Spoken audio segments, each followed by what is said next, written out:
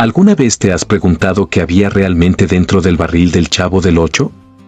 Ese humilde objeto de madera, que parecía tan simple y cotidiano, se convirtió con el paso del tiempo en uno de los símbolos más misteriosos y entrañables de la televisión latinoamericana.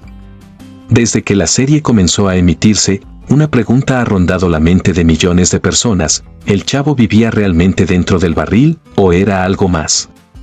A lo largo de los años, se han creado todo tipo de teorías, rumores e incluso pequeñas leyendas sobre lo que escondía ese barril. Algunos decían que era su casa. Otros, que simplemente era su escondite, su refugio secreto para los momentos más tristes.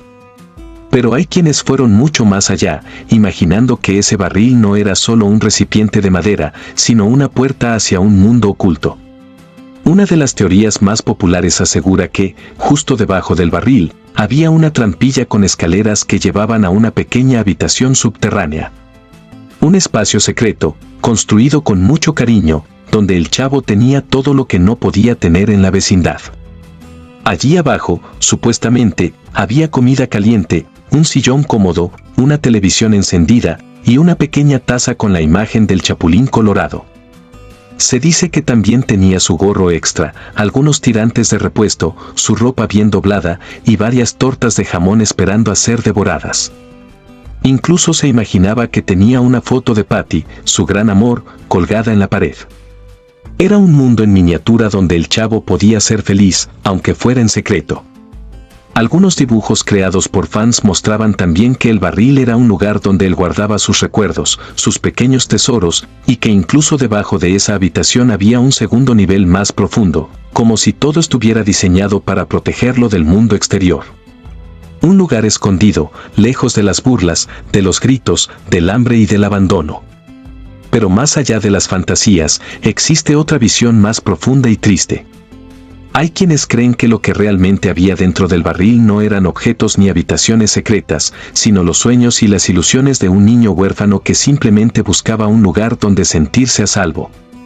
En ese espacio pequeño, de madera vieja y desgastada, el Chavo se refugiaba del mundo.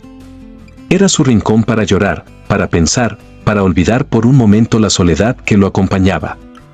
Ese barril, tan pequeño por fuera, era inmenso por dentro, porque ahí cabían todos sus sentimientos.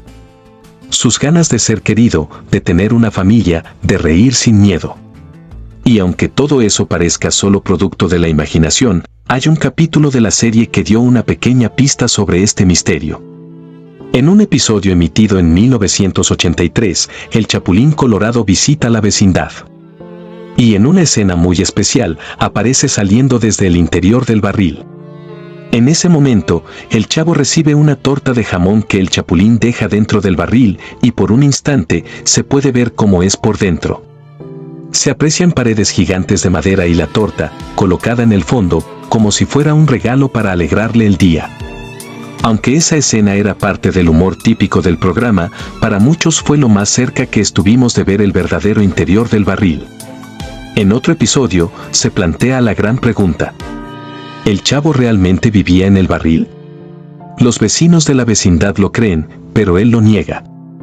Asegura que vive en el departamento número 8. Sin embargo, nunca se mostró ese lugar. Nadie lo vio entrar. Nadie lo acompañó. ¿Fue una mentira piadosa?